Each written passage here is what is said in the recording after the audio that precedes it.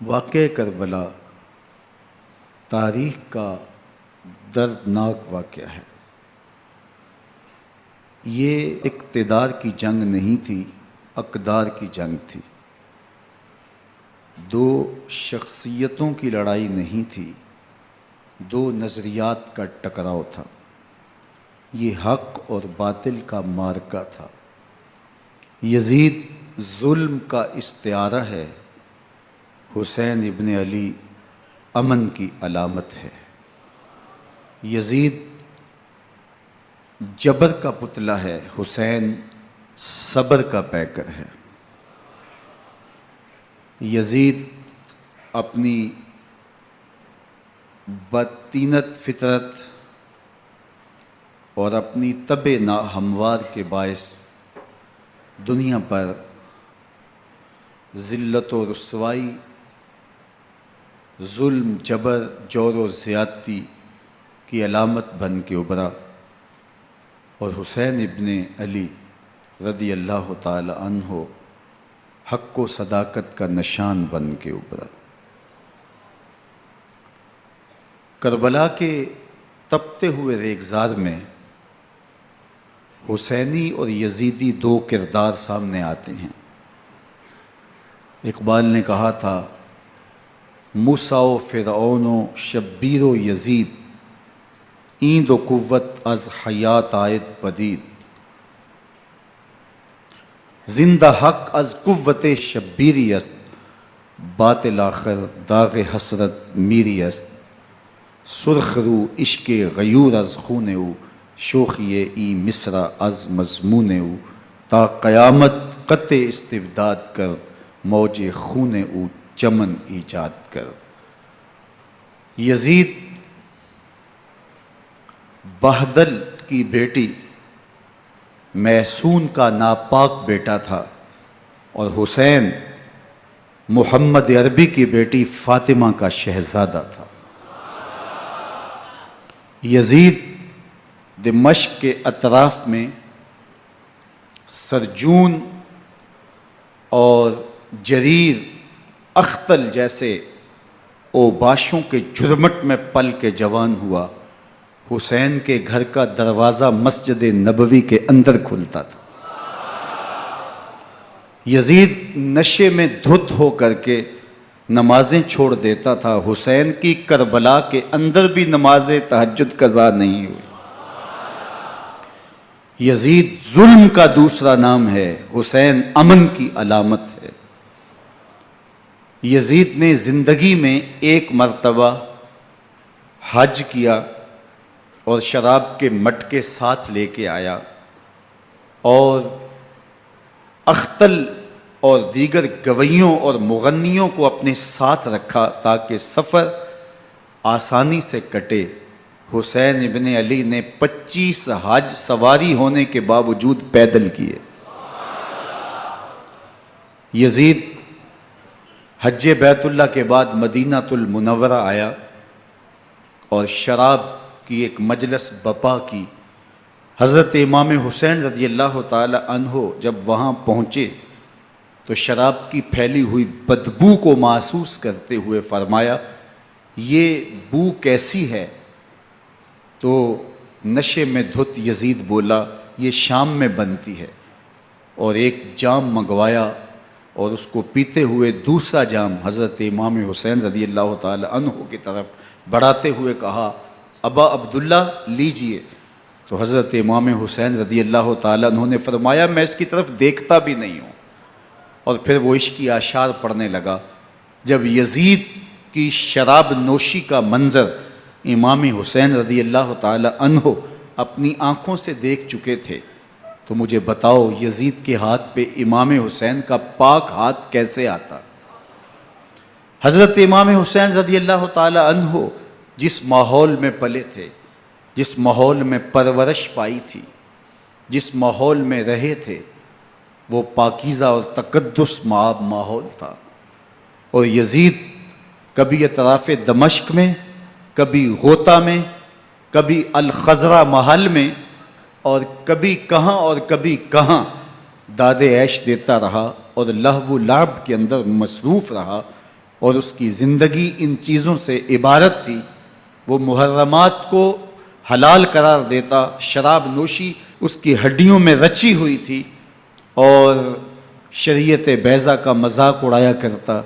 اور حسین ابن علی رضی اللہ تعالی عنہ کی دوستیاں جن لوگوں سے تھی وہ عبداللہ ابن عباس تھے، عبداللہ ابن عمر تھے، حضرت عبد الرحمن بن ابو بکر رضی اللہ تعالی عنہ تھے۔ یزید تو جوا کھیلتا رہا، یزید تو قمار بازی کرتا رہا، یزید تو شراب نوشی کرتا رہا، اور حسین ابن علی مسجد نبوی کے ممبر میں حضور کے پہلوؤں میں بیٹھتے رہے۔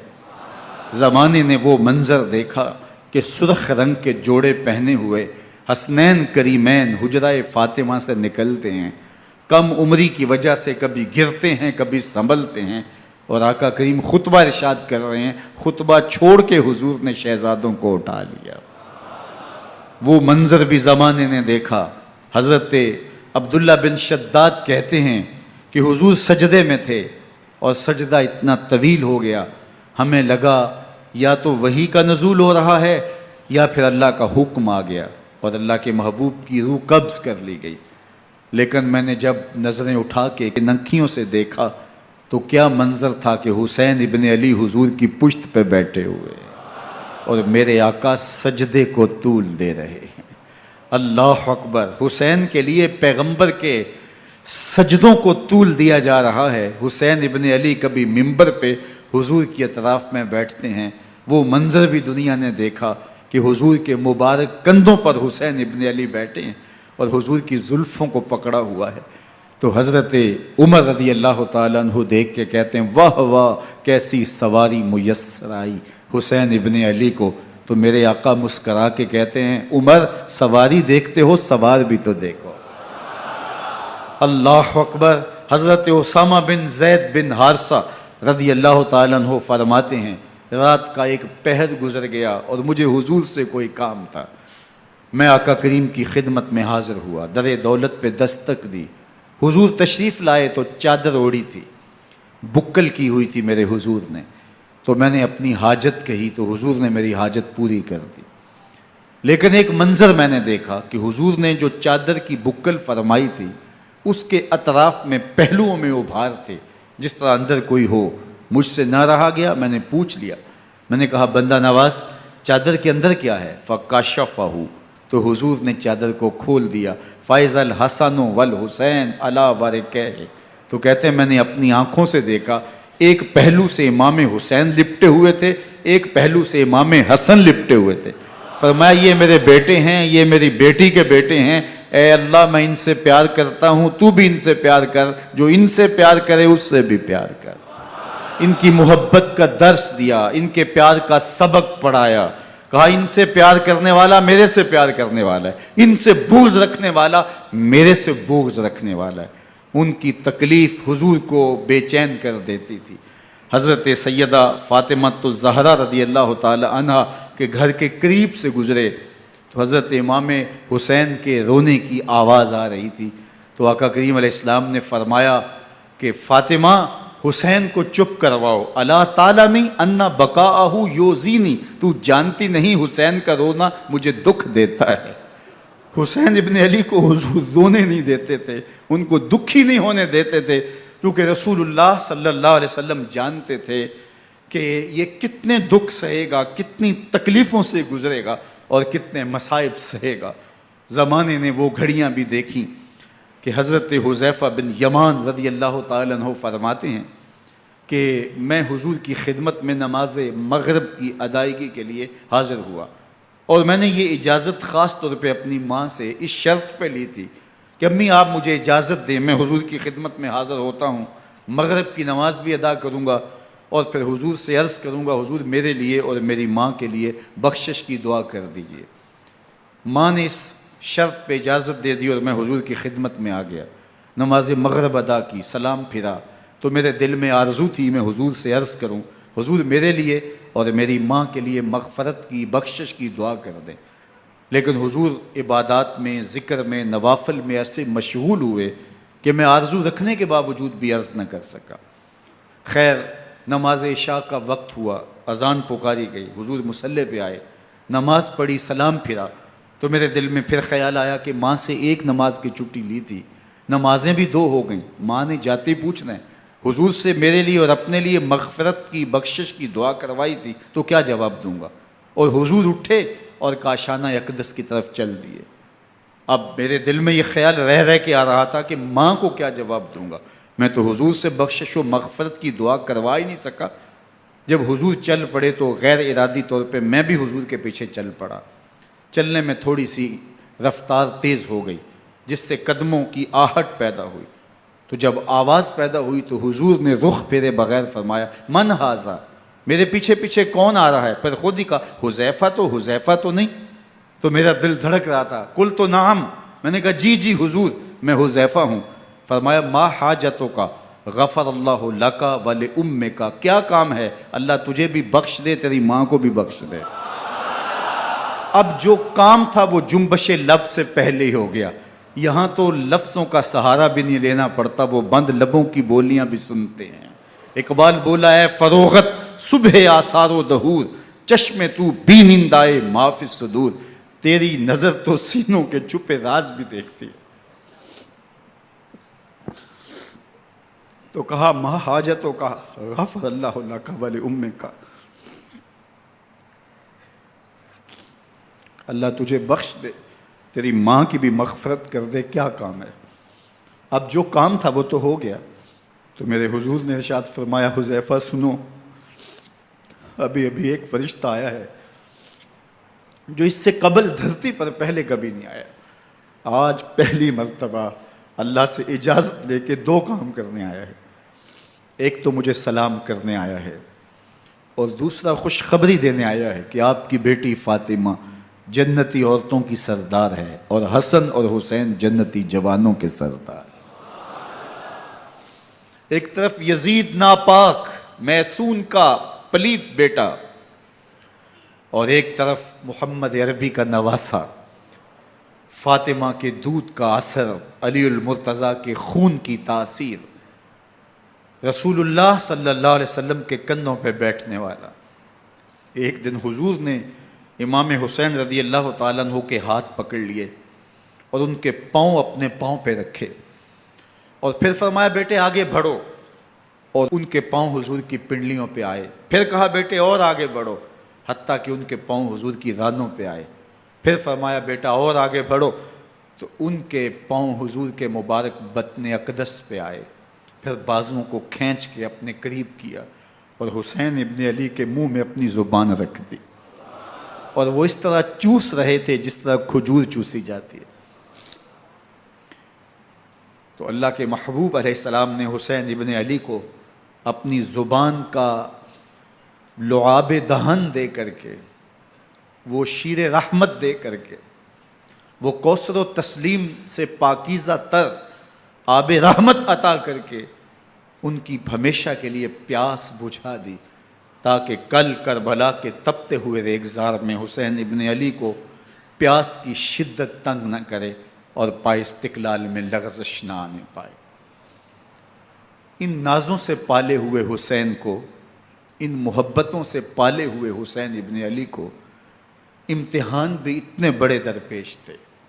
یاری تیری سونا پر ازمیشاں تیریاں اگ، سونا پرکھیا جامدہ ہے نال اگاں دے لگ۔ جتنا بڑا شخص ہوتا ہے اتنی آزمائشیں بھی بڑی ہوتی ہیں۔ پیغمبر رحمت کی آغوش میں کھیلنے والا، حجرہ فاطمہ کا جانشین، مصلی رسول کا وارث، منبر رسول صلی اللہ علیہ وآلہ وسلم پر حضور کے مبارک پہلو اور گود میں بیٹھنے والا حسین، حضور کی زبان چوسنے والا حسین، حضور کے کندھوں پہ سواری کرنے والا حسین، آقا کریم علیہ الصلوۃ والسلام کے مبارک سجدے کی حالت کے اندر حضور کی پشت پہ کھیلنے والا حسین، جس حسین کا دروازہ مسجد نبوی کے اندر کھلتا تھا اور یزید کی کرتوتوں کے چشم دید گواہ تھے۔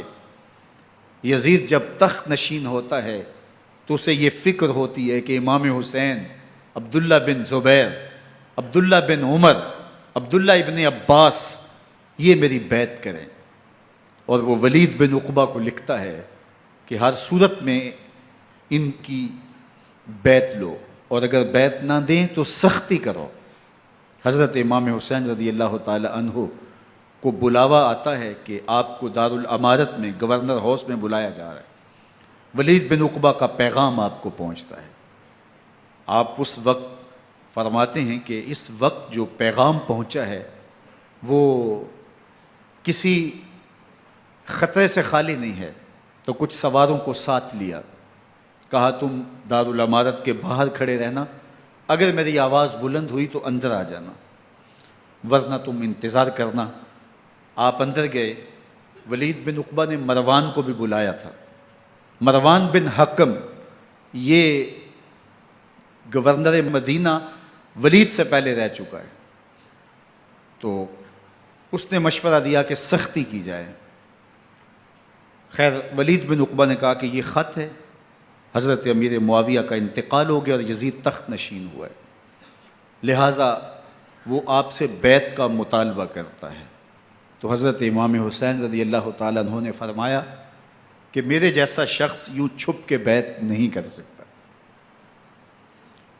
اور آپ واپس پلٹے. مروان بن حکم نے ولید بن عقبہ کو کہا کہ یہ موقع ہے جانے نہ دیا جائے، اگر یہ نکل گئے تو دوبارہ تم قابو نہیں پا سکو گے اور انہیں یہیں قتل کر دیا جائے. حضرت امام حسین رضی اللہ تعالیٰ عنہ نے یہ بات سن لی. کہتے ہیں حضرت امام حسین انہی قدموں کے بل واپس پلٹے اور مروان بن حکم سے مخاطب ہو کے کہا، مروان کیا بول رہا ہے؟ وہ خاموش ہو گیا. فرمایا تو جانتا نہیں ہم کون ہیں؟ آنا حسین ابن علی ابن ابی طالب، میں حسین ہوں، میں علی کا بیٹا ہوں. ہمارے گھر میں قرآن اترتا رہا ہے، وحی کا نزول ہوتا رہا ہے، اور یزید فاسق ہے، فاجر ہے، مسلمانوں کا قاتل ہے اور شرابی ہے. میں ڈنکے کی چوٹ پہ یزید کی بیعت سے انکار کرتا ہوں. بس حیدری کچھار سے محمدی شیر نکل آیا ہے. اب اوسان خطا ہو گئے، راستہ چھوڑ دیا، واپس آئے. سیدہ زینب سے ملے، کہا مدینے کو چھوڑنا پڑے گا. کہا بھیا کیا ہوا؟ کہا یزید بیعت لینے پہ مصر ہے اور میں کسی صورت بھی بیعت نہیں کروں گا. رسول اللہ کا مدینہ ہمارے خون سے لالہ زار بنے گا. میں نہیں چاہتا کہ حضور کے شہر نور کی حرمت پامال ہو.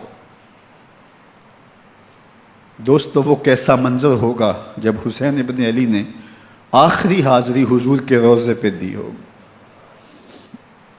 حاجی یا معتمر 10 دن کے لیے، 8 دن کے لیے، 20 دن کے لیے مدینہ المنورہ عارضی سکونت اختیار کرتا ہے اور حضور کے روضہ انور سے، اس شہر نور سے، ان گلیوں سے، ان بام و در سے ایسا مانوس ہو جاتا ہے کہ جب واپس پلٹ رہا ہوتا ہے ان دعاؤں کے ساتھ کہ دوبارہ آنا بھی نصیب ہو، اور اسے لگتا ہے کہ میں دوبارہ بھی بلایا جاؤں گا، لیکن اس کے باوجود شہر حبیب چھوڑنا قیامت سے کم نہیں ہوتا. اعظم چشتی مرحوم آخری بار جب حضور کے روضہ انور پہ گئے تو بیمار تھے، ویل چیئر پہ تھے. باب بقی سے باہر نکلے تو خادم سے کہا کہ میری ویل چیئر پیچھے سے کھینچو تاکہ میرا رخ روضہ انور کی طرف رہے. اور وہ پیچھے سے کھینچتا چلا جا رہا ہے. اور جب باب مکہ سے پیچھے جنت البقیع کے قریب سے گنبد خضرا نگاہوں سے اوجل ہونے لگا تو اعظم چشتی مرحوم نے کہا، جان بدن سے نکلتی ہے اعظم، جان بدن سے نکلتی ہے اعظم، کوئی آسان ہے مدینے سے جدا ہونا، کوئی آسان ہے مدینے سے جدا ہونا. یہ اس شخص کی کہانی ہے جو 10 دن، 5 دن، مہینہ، 2 ماہ وہاں رہتا ہے اور پھر اس شہر کو چھوڑ کے آنا اس کے لیے آسان نہیں ہوتا.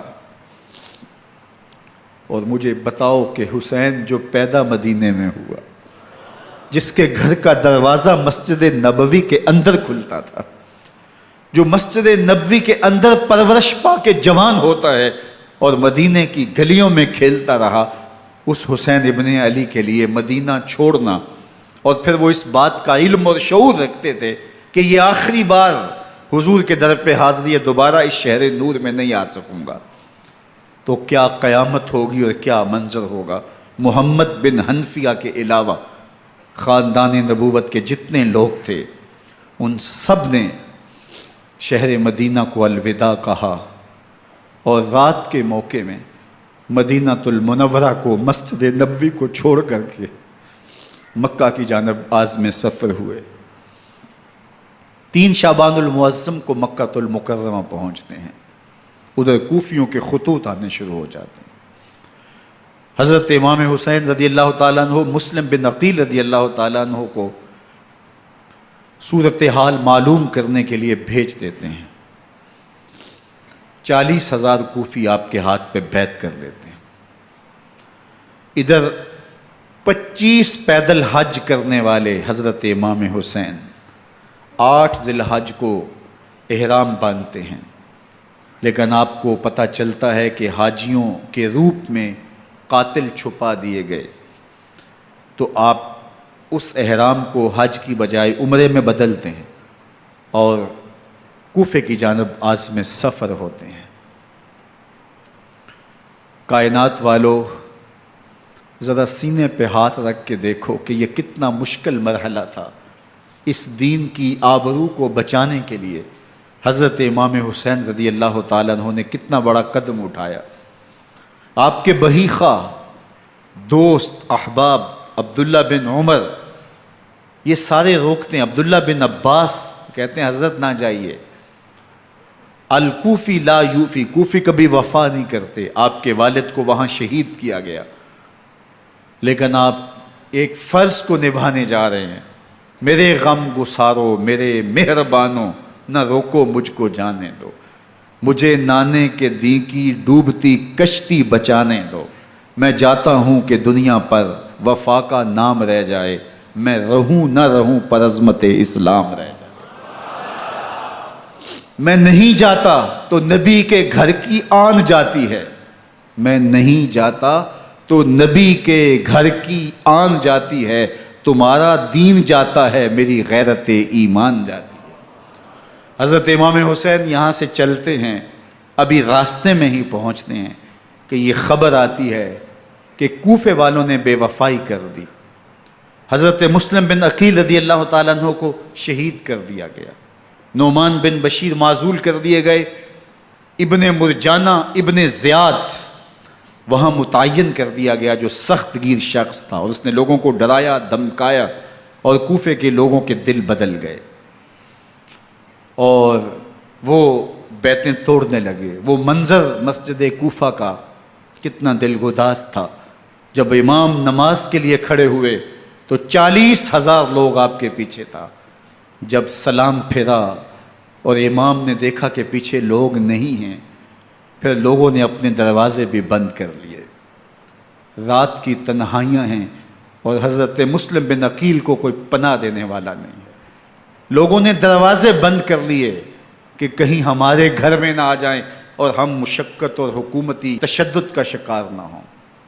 کتنا دردناک لمحہ ہے حضرت مسلم بن عقیل رضی اللہ تعالیٰ عنہ پہ، اور پھر حضرت مسلم بن عقیل بے دردی سے شہید کر دیے جاتے ہیں۔ آپ ابھی راستے میں ہیں، یہ ساری کہانی پہنچتی ہے کہ حضرت مسلم شہید کر دیے گئے اور بے دردی سے شہید کر دیے گئے۔ وہ جنہوں نے خط لکھے تھے کہ ہم آپ کے ساتھ ہیں اور ہم منتظر ہیں، چشم برا ہیں، آپ کے قدموں کی چاپ سننے کے لیے بےتاب ہیں، آج انہوں نے بیتیں توڑ دی، 40,000 کوفی منحرف ہو گئے۔ مسجد کوفہ کا وہ منظر کس قدر روح کو تڑپا دینے والا تھا۔ ہم پچھلے سال عصر اور مغرب کے درمیان جب کوفہ پہنچے تو سورج ڈوبنے کے قریب تھا۔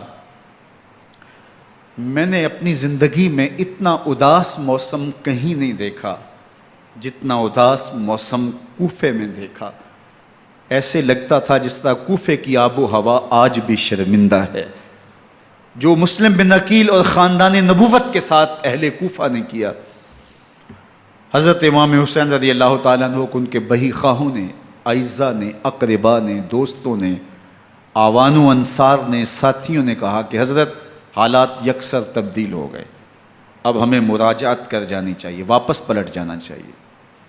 تو حضرت امام حسین کافی سوچ بچار میں رہے، پھر اس کے بعد آپ نے فیصلہ کیا کہ ہم آگے بڑھیں گے۔ دوستوں نے کہا کہ حضرت اگر آپ آگے بڑھیں گے تو ہمیں لگتا ہے کہ وہ آپ کے ساتھ سلوک اچھا نہیں کریں گے اور آپ بچوں کے سامنے پیاسے شہید کر دیے جائیں گے۔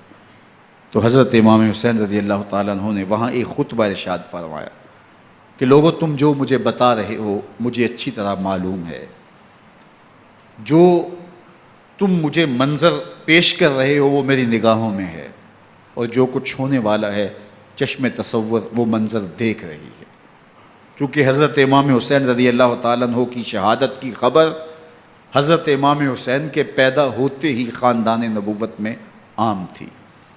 حضور علیہ الصلوۃ والسلام کو یہ بات جبریل امین نے آ کے بتائی تھی جب حسین ابن علی کے ساتھ حضور محبت کا اظہار کر رہے تھے، تو یہ جبریل امین نے آ کے کہا تھا حضور آپ کا یہ بیٹا عرض طف میں شہید کر دیا جائے گا، اور کربلا کی مٹی لا کے حضور کو دی اور ام سلمہ کو حضور نے عطا کر دی۔ حضرت ام سلمہ کہتی ہیں کہ ایک دن میں سوئی تو خواب دیکھا کہ حضور کے مبارک بال بکھرے ہوئے ہیں اور سخت پریشان ہیں، تو میں نے کہا کہ حضور آپ کی یہ کیا حالت ہے؟ وَبِيَدِهِ قَارُورَةٌ، اور حضور کے ہاتھ میں ایک شیشی ہے، فیہا دمن، جس کے اندر خون ہے۔ تو میں نے کہا حضور یہ کیا؟ فرمایا میں قتل گاہ حسین سے آ رہا ہوں اور یہ حسین ابن علی کا خون ہے۔ تو کہا 10 محرم کا دن تھا، دوپہر کا یہ منظر تھا، میں کیلولہ کر کے اٹھی، جب میں نے دیکھا تو وہ شیشی جس میں کربلا کی مٹی رکھی تھی وہ خون بن چکی تھی۔ تو یہ خبر پہلے دی گئی تھی، یہ بتا دیا گیا تھا۔ فرمایا میرے دوستو جو تم مجھے بتاتے ہو میں اس سے بے خبر نہیں ہوں، یہ سب کچھ ہونے والا ہے، لیکن اس کے باوجود میں کیوں جا رہا ہوں؟ تو آپ کا ایک تاریخ ساز جملہ ہے جو کربلا کے فلسفے کو ہمارے سامنے رکھتا ہے کہ یہ اتنا بڑا امتحان کیوں دیا۔ حضرت امام حسین رضی اللہ تعالیٰ عنہ نے فرمایا وَلَكُمْ فِيَّ أُسْوَةٌ، میں اس لیے جا رہا ہوں قیامت تک ظلم، جبر اور ناانصافی کے خلاف کھڑے ہونے والوں کے لیے کوئی نمونہ تو ہو۔ میری زندگی قیامت تک ظلم، جبر اور استحصالی نظام کے خلاف کھڑے ہونے والوں کے لیے نمونہ ہے۔ تو حضرت امام حسین رضی اللہ تعالیٰ عنہ نے حق اور باطل کے درمیان ایک سرخ لکیر کھینچ دی اپنے خون سے۔ اب حق اور باطل کا امتیاز کرنا مشکل نہیں ہے، کوئی باطل پہ اڑا رہے تو الگ بات ہے، لیکن امتیاز کرنا مشکل نہیں ہے۔ حدود بالکل واضح کر دیں۔ اقبال نے یہاں کتنی خوبصورتی کے ساتھ اس مضمون کو نبھایا۔ سرخ رو عشق غیور از خون او، شوخی این مصرع از مضمون او، تا قیامت قطع استبداد کر، موج خون او چمن ایجاد کر۔ ایک جہاں آباد کر دیا، حق اور باطل کی راہیں اجال دی۔ اب لوگوں کو یزید کا چہرہ پہچاننے میں دیر نہیں لگتی، وقت کے ہر یزید کا چہرہ آسانی سے پہچانا جا سکتا ہے۔ یہ معرفت زمانے کو کروائی کس نے؟ حسین ابن علی نے کروائی رضی اللہ تعالی عنہ۔ تو حضرت امام حسین نے فرمایا کہ جو میرے ساتھ ہونے والا ہے میں اچھی طرح جانتا ہوں، لیکن میں اس کے باوجود آگے بڑھوں گا۔ پھر بڑھے اور کربلا میں جا کے خیمہ زن ہو گئے۔ 7 محرم کو پانی بند کر دیا گیا۔ پانی بند ہوا تو کھانا بھی میسر نہیں تھا، لیکن ذکر پانی کا ہوتا ہے اس لیے کہ کھانے کے بغیر انسان کئی دن کاٹ لیتا ہے، لیکن پانی کے بغیر گزر نہیں ہوتی۔ تو فرات کی نہر سامنے اپنی موجوں کے ساتھ چمک رہی ہے، لیکن ایک قطرہ آب بھی آل رسول کو نہیں دیا جا رہا۔ کائنات کے اندر ایسے انوکھے امتحان بھی ہوتے ہیں۔ وارث ہوں ساقی کوثر کے، مالک ہوں حوض کوثر کے، اور بیٹے ہوں ساقی کوثر کے، اور آج ایک بوند پانی کی بھی میسر نہ ہو۔ صبر کا امتحان ہے، عزیمت کا امتحان ہے۔ حضرت امام حسین رضی اللہ تعالیٰ عنہ خیمہ زن ہو گئے۔ 3 دن تک پانی بند رہتا ہے۔ 9 محرم کو رات کی تنہائی میں حملہ آور ہونا چاہتے ہیں، لیکن آپ نے کہا کہ ہمیں اللہ کے حضور عبادت اور ذکر کے لیے وقت دیا جائے۔ ساری رات ذکر میں گزرتی ہے، عبادات میں گزرتی ہیں۔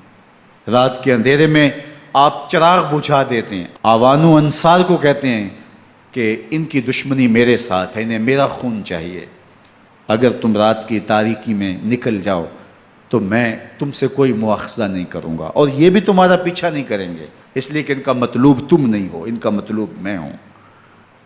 جب چراغ جلایا تو کوئی بھی نہیں گیا۔ مسلم بن نوسجہ کھڑے ہو کے کہتے ہیں، حضرت اگر ہمارے بدن کو 70 بار کاٹا جائے اور جلایا جائے اور ہواؤں میں اڑا دیا جائے پھر بھی آپ کا ساتھ نہیں چھوڑیں گے۔ 70 سال کے بوڑھے ہیں حبیب بن مظاہر، کہتے ہیں حضرت آپ کو چھوڑ کے جائیں کہاں، آپ کو چھوڑ کے جائیں کہاں، کوئی ساتھ چھوڑنے کے لیے تیار نہیں ہے۔ پیاس ہے، سخت گرمی ہے، کربلا کا ماحول ہے، 72 افراد اور خاندان کی خواتین میدان کربلا میں خیمہ زن ہیں۔ دوسری طرف لشکر اعداء اشقیا 22,000 کی تعداد میں مقابلے میں، ایک روایت 30,000 کی ہے۔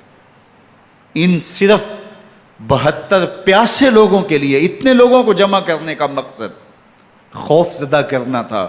شرط ہے کہ یا یزید کی بیعت کر لیں، محاصرے توڑ دیں گے، پانی دستیاب ہوگا، اعزاز و اکرام سے نوازا جائے گا، خزانوں کے منہ کھول دیے جائیں گے۔ لیکن حسین ابن علی کہتے تھے سب کچھ لٹ جائے گا، باطل کے ہاتھ پہ ہاتھ نہیں رکھوں گا۔ اللہ اکبر۔ اب صبح طلوع ہوتی ہے، عاشور کا دن چڑھتا ہے، سورج اپنی پوری تمازت کے ساتھ گرمی برسا رہا ہے۔ آج خاندان نبوت کا امتحان زمانے نے دیکھنا ہے۔ رسول اللہ کا لعاب چوسنے والا اس کے صبر کا آج امتحان ہے، حضور کے کندھوں پہ کھیلنے والے حسین کا آج امتحان ہے۔ اللہ اکبر۔ حسین ابن علی تمام حجت کرتے ہیں، میں نے تمہارا کچھ نہیں بگاڑا، میں نے کسی کا خون نہیں کیا، میں نے کوئی زیادتی نہیں کی، تم کیوں میرے قتل کے در پہ ہو؟ تم جانتے نہیں میں کون ہوں؟ میں تمہارے نبی کا نواسا ہوں، رسول اللہ صلی اللہ علیہ وآلہ وسلم کے کندھوں پہ کھیلتا رہا ہوں، حضور کا لعاب چوستا رہا ہوں، اور میں بوسہ گاہ رسول صلی اللہ علیہ وآلہ وسلم ہوں۔ لیکن ان اشقیاء کے دل پر کوئی چیز اثر انداز نہیں ہوتی۔ ایک ہور ہے، اللہ اس کے دل میں نرمی ڈالتا ہے۔ پہلے تو امام حسین کو گھیر کے لے کر کے آتا ہے، لیکن بعد میں وہ قافلہ یزید سے قافلہ حسین کی طرف آ جاتا ہے۔ امام حسین فرماتے ہیں تو دنیا میں بھی ہو رہے، آخرت میں بھی ہو رہے، آزادی مل جاتی ہے۔ باقی 22,000 کا لشکر جرار امام حسین کے قتل کے در پہ ہے۔ پھر تاریخ نے خاندان نبوت کا وہ انوکھا امتحان دیکھا۔ حضرت امام حسین کے بچے بالخصوص خواتین پیاس کی شدت میں حلق خشک ہیں۔ حضرت سکینہ تڑپ کے اپنے باپ سے کہتی ہیں کہ مجھے 6 ماہ کے علی اصغر کی پیاس نہیں دیکھی جا رہی۔ بچے کو ہاتھوں پہ اٹھاتے ہیں اور نہر فرات کے کنارے پہنچ کے فرماتے ہیں اشقیاء سے مخاطب ہو کے تمہارا معاملہ میرے ساتھ ہے، اس 6 ماہ کے بچے نے تمہارا کچھ نہیں بگاڑا، اور چلو بھر کے اس کا حلق سیراب کرنا چاہتے ہیں۔ ایک 2 شاخہ تیر آتا ہے جو حضرت علی اصغر کے گلے کو چیر دیتا ہے۔ راوی لکھتے ہیں کہ وہ عام تیر نہیں تھا، جانوروں کو شکار کرنے کے لیے جو بڑے تیر ہوتے ہیں وہ 2 شاخہ تیر تھا۔ وہ گردن کو کاٹ دیتا ہے، خون بہنے لگتا ہے، گردن لٹک جاتی ہے۔ حضرت امام حسین وہ بہتا ہوا خون اپنے چلو میں لیتے ہیں اور آسمان کی طرف اچھال کے کہتے ہیں مالک حسین کی یہ قربانی بھی قبول فرما۔ یہ تماشا لب بام نہیں ہے، بچہ بیمار ہو ڈاکٹر جواب دے دیں، ماں باپ کے ہاتھ پھول جاتے ہیں، زندگی کی سانسیں ابھی چل رہی ہوتی ہیں، لیکن ڈاکٹر کہے کہ یہ میرے بس کا روگ نہیں ہے، کہیں اور لے جاؤ، تو زندگی کا لف و نشر غیر مرتب ہو جاتا ہے۔ میں سلام پیش نہ کروں حسین ابن علی کو، 6 ماہ کا علی اصغر ہاتھوں میں دم توڑتا ہے، گردن لٹک جاتی ہے، خون بہہ رہا ہے، اب خیموں کی طرف بڑھ رہے ہیں، لیکن زبان پہ شکایت نہیں ہے، کہتے ہیں مالک حسین کی یہ قربانی قبول کر لے۔ اب خیموں کی طرف آنا، شہر بانوں ام رباب سیدہ زینب حضرت سکینہ سلام اللہ علیہا کا سامنا کوئی آسان کام نہیں تھا، لیکن حسین ابن علی آتے ہیں، شہزادے کو یہاں خیموں کے قریب رکھ کے کہتے ہیں کہ یہ حوض کوثر سے سیراب ہو گیا ہے۔ اللہ اکبر، کوہرام مچ جاتا ہے خیموں کے اندر، کیا منظر ہوگا اور ان کو کن الفاظ کے پیرائے میں ڈھال کر کے ان کیفیات کو بیان کیا جا سکتا ہے جو اہل بیت کے خیموں کے اندر علی اصغر کی شہادت کے بعد کا منظر رقم ہو رہا ہوگا۔ اللہ اکبر، ادھر اشکیا آوازیں دے رہے ہیں، مبارزت کے لیے پکار رہے ہیں۔ زمانے نے پھر وہ منظر بھی دیکھا کہ جوان بیٹے کو 18 سال کی کمائی حضرت امام حسین میدان عمل میں بھیج رہے ہیں۔ وہ علی اکبر جو حسین کا نور نظر ہے، آنکھوں کا قرار ہے، دل کی تسکین ہے۔ اور پھر حضرت علی اکبر جب گھوڑے کی زین سے فرش زمین پہ گرتے ہیں تو باپ کو آواز دیتے ہیں، اور حضرت امام حسین جو ہے وہ آگے جا کے بیٹے کی لاش اٹھاتے ہیں۔ اللہ اکبر، 18 سال کے بیٹے کی لاش کو کندھوں پہ اٹھا کے خیموں تک لاتے ہیں اور ہاتھ پھیلا کے کہتے ہیں مالک حسین کی یہ قربانی بھی قبول فرما۔ کبھی قاسم بن حسن کی لاش اٹھا کے لاتے ہیں، کبھی اون و محمد کی لاشیں اٹھا کے لاتے ہیں، بتیجوں کی، بھانجوں کی، بھائی عباس کے کٹے ہوئے بازو اور زخموں سے چھدا ہوا لاشا۔ کیا کیا قیامتیں تھیں جو اس کربلا کے ایک میدان کے اندر نہیں توڑی گئیں۔ حضرت امام حسین پر دکھ پہ دکھ، تکلیفوں پہ تکلیفیں۔ اب 71 لاشیں اٹھا کے خیموں تک پہنچا چکے، اور ادھر مبارزت کی دعوت دی جا رہی، آؤ میدان عمل میں آؤ، اب دیر کیوں کر رہے ہو۔ رسول اللہ کا حرم، رسول اللہ کی شہزادیاں جو نازوں میں پلی تھیں، وہ کلیاں جو شبنم کا بوجھ بھی گوارا نہیں کر سکتی تھی، آج مصیبتوں کے پہاڑ ٹوٹ گئے۔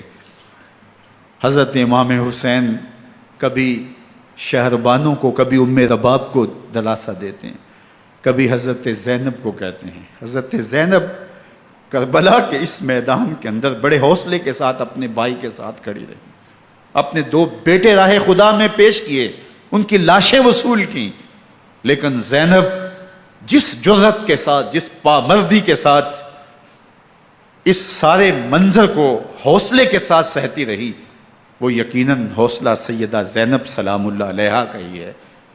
لیکن یہ وہ منظر تھا کہ زینب کا دل بھی ڈول گیا جب حسین ابن علی گھوڑے پہ بیٹھنے لگے، اور ان کو گھوڑے میں بٹھانے والا کوئی نہیں تھا، اور جو بھی سوار جاتا پھر واپس اس کی لاش ہی آتی اور حسین ابن علی لے کے آتے۔ آج حسین ابن علی جا رہے ہیں، زندگی کا سارا سرمایہ لٹ رہا ہے، حضرت زینب سلام اللہ علیہا سنبھل نہیں رہی۔ حضرت امام رضی اللہ تعالیٰ عنہ اٹھے اور آپ نے حضرت زینب کو صبر کی تلقین کی اور کہا کہ صبر ہی بہترین ذریعہ ہے اور اللہ کی قربت کا ایک بہترین سبب ہے، اور ان کو صبر کی تلقین کرتے ہوئے فرمایا کہ میرے بعد تم نے اس ذمہ داری کو سنبھالنا ہے، اور ان مخدرات اسلام کی، ان شہزادیوں کے پردے کی تم نے حفاظت کرنی ہے۔ اور پھر گھوڑے کی زین کس کے امام حسین لشکر اشکیا کی طرف بڑھتے ہیں۔ اب خیموں سے سسکیوں کی آواز آ رہی ہے، ان کا سردار، ان کا تاجدار آج سب کو چھوڑ کے کربلا کے میدان کی طرف بڑھ رہا ہے۔ جرم کیا کیا، قصور کیا کیا، اس نے کیا زیادتی کی کہ آج نیزوں اور انیوں کے مقابلے میں 22,000 کا لشکر حضرت امام حسین پہ ٹوٹ پڑتا ہے۔ آپ پھر اتمام حجت کرتے ہیں، میں نے کسی کو قتل نہیں کیا، خون ناحق نہیں بہایا، میرے خون کے درپے کیوں ہو، اپنی آخرت کیوں برباد کرتے ہو، تم جانتے نہیں میں کون ہوں، میں تمہارے نبی کا نواسا ہوں۔ لیکن ابن زیاد کہتا ہے مقابلے میں آؤ۔ پھر حضرت امام حسین رضی اللہ تعالیٰ عنہ مقابلے میں آتے ہیں، اور جب گھوڑے کو ایڑ لگا کے دشمن اشقیاء پہ ٹوٹتے ہیں تو پھر ایسا منظر ہوتا ہے کہ وہ بھیڑ بکریوں کی طرح آگے بھاگتے ہیں۔ 71 زخم کلیجے پہ لیے شجاعت کا یہ پیکر جب میدان میں آتا ہے، آواز آتی، یہ کون ذی وقار ہے، بلا کا شاہ سوار ہے، لباس ہے پھٹا ہوا غبار سے اٹا ہوا، تمام جسم نازنی چھدا ہوا کٹا ہوا، یہ نبی کا نور عین ہے، یہ بالیقین حسین ہے، یہ حسین ابن علی ہے رضی اللہ تعالیٰ عنہ۔ پھر چاند بادلوں میں گھر جاتا ہے، شامی ہنڈے تیر برساتے ہیں، تلواروں سے آپ کے بدن پر ضربیں لگاتے ہیں اور نیزوں سے آپ کے بدن کو پرو دیتے ہیں۔ جب آپ کا پیراہن بعد میں اتارا گیا تو آپ کے پیراہن میں 122 سوراخ تیروں کے تھے، 33 زخم تلواروں کے اور 34 گھاؤ نیزوں کے تھے۔ جب گھوڑے کی زین سے فرش زمین پر آئے، بدن چھلنی تھا، زخم زخم سے خون بہہ رہا تھا، 3 دن کا پیاسا حسین، اللہ اکبر، بدن زخموں سے چور، 71 لاشیں کلیجے پہ لیے، مخدرات اسلام کے پردے کا خیال دل میں الگ ہے، لیکن گھوڑے کی زین سے جب فرش زمین پہ امام حسین آتے ہیں، زبان پہ ہائے نہیں، نالا و شیون نہیں، چیخ و پکار نہیں، آتے ہی پیشانی سجدے میں رکھتے ہیں اور پکارتے ہیں اللہم ردن بقضائک و صبرن علی بلائک تسلیما لامرک سبحان ربی الاعلی۔ مالک گھر لٹا کے، بچے لٹا کے، خاندان سب کچھ قربان کر کے، اپنے بدن کو زخموں سے چھلنی کروا کے، تیروں اور نیزوں کی انیوں سے اپنے آپ کو زخمی کروا کے، تیرے حضور سر جھکا کے یہ اقرار کرتا ہوں کہ حسین تیری تقدیر پہ راضی ہے، مالک تو بھی بتا، تو بھی حسین پہ راضی ہوا ہے کہ نہیں ہوا۔ آواز آ رہی ہے، اس پیاسے پر علی شیر خدا کو ناز ہے، اس نواسے پر محمد مصطفیٰ کو ناز ہے، اوروں نے بھی سجدے کیے پر اس کا عجب انداز ہے، اس نے وہ سجدہ کیا جس پر خدا کو ناز۔ حسین ابن علی رضی اللہ تعالیٰ عنہ کا سر انور دستے قاتل نے تب کاٹا جب وہ سجدے میں جھکا ہوا تھا۔ یزید نے کہا میں بیعت لوں گا، امام حسین نے کہا کبھی بھی نہیں دوں گا، یہ سر کٹ سکتا ہے جھک نہیں سکتا۔ سر کاٹ کے نیزے کی نوک پہ چڑھا دیا گیا اور یہ اس بات کا اعلان تھا کہ ہم جیت گئے اور حسینی ہار گئے، اور لشکر یزید میں غوغا مچ گیا، نقارے بجنے لگے کہ ہم جیت گئے، دیکھو امام حسین شہید کر دیے گئے، اور سر کاٹ کے نیزے کی نوک پہ چڑھایا گیا۔ لیکن لشکر یزید سے ہی آواز آئی یہ کیسا سر ہے جو کٹ کے بھی سر بلندی ہے، کٹ گیا ہے پھر بھی اونچا ہے، اللہ اکبر، یہ سر سجدے میں کٹا ہے، رب کے حضور عبادت کی حالت میں کٹا ہے، حسین آج بھی سجدے میں ہے، اللہ اکبر، حسین آج بھی سجدے میں ہے، بلکہ کٹے ہوئے سر کا رخ زمین کی جانب تھا اور کٹی گردن آسمان کی طرف، یوں نیزے پہ پرویا گیا، اللہ اکبر۔ ایک شاعر نے نقشہ کھینچا، بآنکھ سر نیزے پہ اور سوئے زمین ہے روح، یعنی سجدہ ثانی کی ہے آرزو۔ رکعت کے 2 سجدے ہوتے ہیں، ابھی ایک سجدہ ہوا تھا کہ دست قاتل نے سر کاٹ دیا، کہا حسین کی پیشانی میں دوسرے سجدے کی تمنا مچل رہی ہے۔ یہ تھا حسین ابن علی کا سجدہ، ساری زندگی رب کے حضور سجدہ قضا نہیں ہونے دیا۔ آج پانی نہیں ہے، اللہ اکبر، آج تیمم کر لیتے ہیں، آج اپنے خون کو اوڑھ کر کے حسین نے اپنی پیشانی اپنے مالک کے حضور جھکا کر کے عظیمت کی وہ انوکھی داستان رقم کر دی کہ صدیاں گزرنے کے باوجود بھی ان کی یادوں کے چراغ روشن ہیں۔ جب حضرت امام حسین اور دوسرے اعیان و انصار کو شہید کر دیا گیا تو ان کے سر نیزوں کی نوک پہ چڑھا دیے گئے، حضرت امام حسین کا کٹا ہوا سر اور باقی 71 افراد کے کٹے ہوئے سر نیزوں کی نوک پہ، اور 10 سواروں کو ابن سعد نے کہا کہ ان کو رون دو، اور گھوڑوں کی ٹاپوں تلے حضرت امام حسین رضی اللہ تعالیٰ عنہ اور ان کے آوان و انصار کو جو ہے وہ روندا گیا، حتیٰ کہ ان کی استخوان مبارک، ان کی ہڈیاں بھی چور چور ہو گئیں۔ روننے سے قبل ان کا لباس اتار لیا، ان کے کپڑے اتار لیے گئے۔ اللہ اکبر، کیسی دردناک گھڑیاں تھیں۔ یزید کا صرف یہی بد کرداری کا مرحلہ نہیں تھا، اس کربلا کے صحرا کے اندر یزید نے جس طرح امام حسین رضی اللہ تعالیٰ عنہ کو شہید کیا اور حضرت امام حسین کے خاندان کو شہید کیا، جب مدینہ المنورہ پر یزید نے مسلم بن عقبہ کو مقرر کیا، جس کو بزرگوں نے مصرف بن عقبہ کہا ہے، تو اس کو کہا 3 دن تک مدینے کا حرم تمہارے لیے حلال ہوگا، جو چاہو تم کرنا، اور شامی فوجوں کو اجازت ہوگی۔ تو وہاں بھی انہوں نے 10,000 تابعین اور 700 صحابہ کو شہید کیا۔ حضرت ابو سعید خدری رضی اللہ تعالیٰ عنہ گھر سے باہر نکلے، کافی بوڑھے ہو چکے تھے، تو انہوں نے حضرت ابو سعید خدری کو پکڑ لیا، کہا تم کون ہو؟ کہا مجھے ابو سعید خدری کہتے ہیں۔ تو کہا ہاں تمہارا نام سنا ہے، اور داڑھی سے پکڑ کے کھینچا اور کہا کہ ہے تمہارے پاس جو ہمیں دو؟ تو کہا کہ میرے پاس تو کچھ بھی نہیں، میں تو فقیر آدمی ہوں۔ تو ان کے گھر ان کو لے گئے، تو 2 کبوتر رکھے تھے حضرت ابو سعید خدری نے، تو وہ کبوتر لوٹ کے لے گئے۔ اللہ اکبر۔ حضرت ابن سنان رضی اللہ تعالیٰ عنہ کو، جو حضور کے علم بردار تھے فتح مکہ کے دن، ان کو ستو پہلے پلائے اور پھر ان کی گردن کاٹی گئی، اور کہا یہ ہے وہ ستو جو تم زندگی میں آخری بار پیو گے۔ ایک گھر میں داخل ہوئی شامی فوج، تو ایک خاتون کے ابھی ابھی بچہ پیدا ہوا تھا، اور قابلہ نے، دائیا نے، وہ بچہ ماں کی چھاتی پہ لٹایا، اور وہ ماں کا پہلا دودھ پی رہا تھا۔ تو یہ جا کے کہنے لگے نکالو تمہارے پاس جو کچھ ہے۔ تو اس خاتون نے کہا تم جانتے ہو یہ بچہ کون ہے؟ تو انہوں نے کہا ہم نہیں جانتے۔ کہا یہ حضرت ابن ابی کبشہ انماری رضی اللہ تعالیٰ عنہ کا بچہ ہے، اور یہ وہ صحابی ہیں کہ جو بیت الشجرہ کے موقع پہ حضور کے ہاتھ پہ بیعت کرتے ہیں۔ انہوں نے اس چیز کا لحاظ نہ کیا کہ جو کچھ ہے وہ ہمیں دو، ورنہ تیرے بچے کے نہیں چھوڑیں گے۔ تو ماں بچے سے مخاطب ہو کے کہتی ہے، ابھی بچہ پیدا ہوا ہے اور ماں سے پہلا دودھ پی رہا ہے، کہ بیٹے اگر میرے پاس کچھ ہوتا، وہ قیمتی سے قیمتی چیز بھی ہوتی، تیری جان کے لیے قربان کرتی، لیکن اس وقت میرے پاس کچھ ہے نہیں۔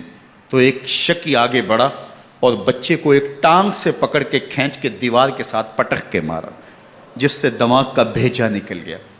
کیا کیا زیادتیاں نہیں کی۔ 700 صحابہ حرہ کے واقعہ میں شہید کیے یزید نے، اور 10,000 تابعین شہید کیے۔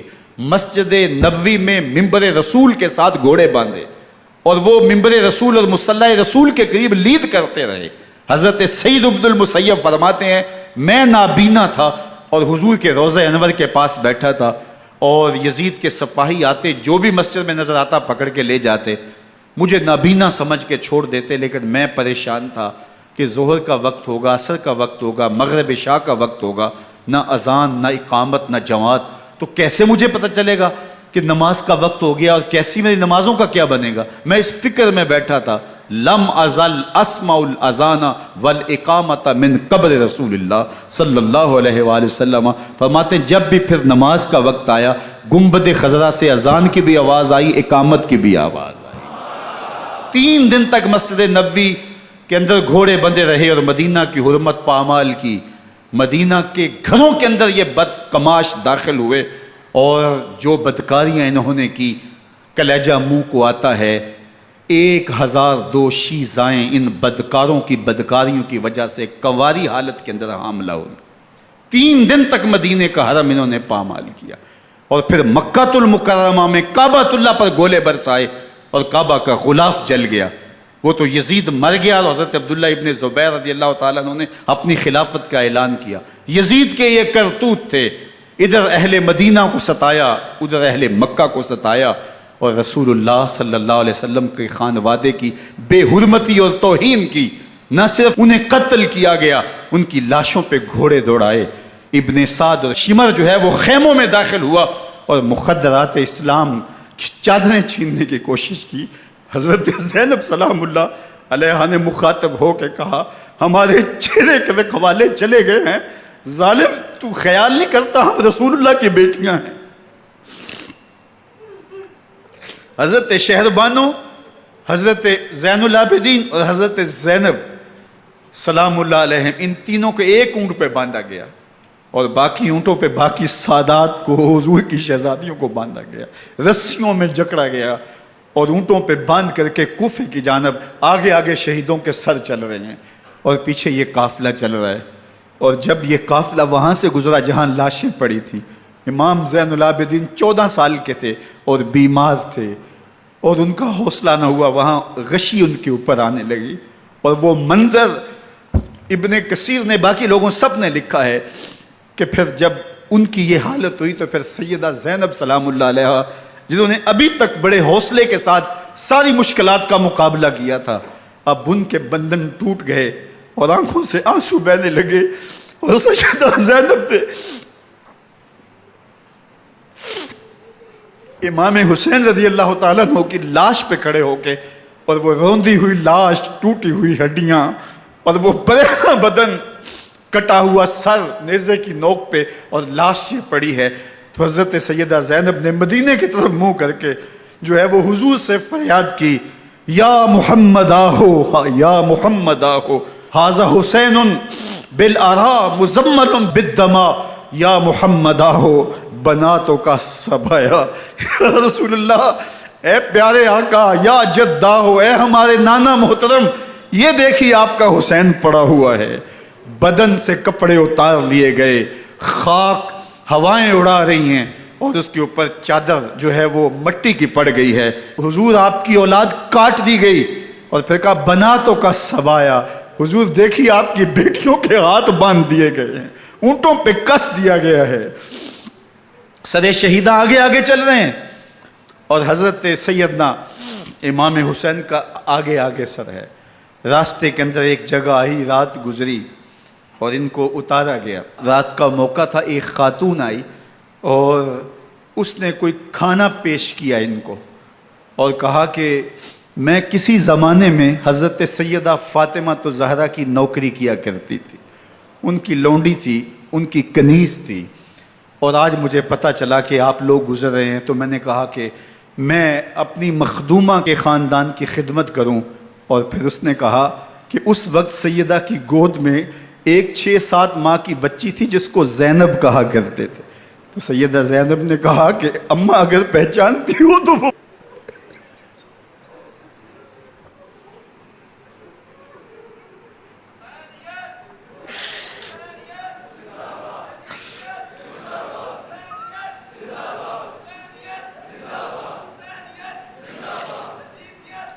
یہ تاراج اور لٹا ہوا کارواں پھر وہاں سے کوفے میں کیسے پہنچا، اور کوفے کے اندر سیدہ زینب سلام اللہ علیہا نے وہ یزید کے دربار میں، ابن زیاد کے دربار میں وہ جرأت آمیز جو باتیں کہیں.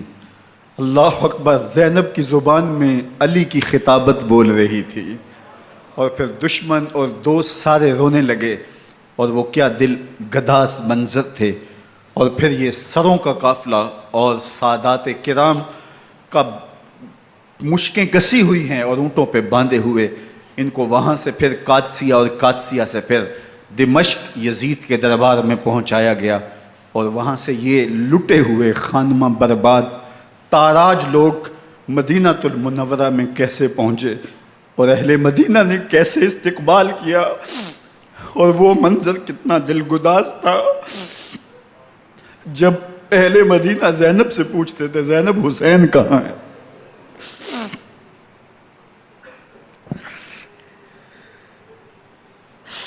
بے مروت بے وفا تیرا بھی کیا افسانہ ہے، جس نے اپنی ہی شمع کو گل کیا تو وہ پروانہ ہے. اپنے پیغمبر کے شہزادوں کو اور اپنے پیغمبر کی شہزادیوں کو جو دکھ اس امت نے دیے، یہ کائنات کی ایک انوکھی داستان ہے.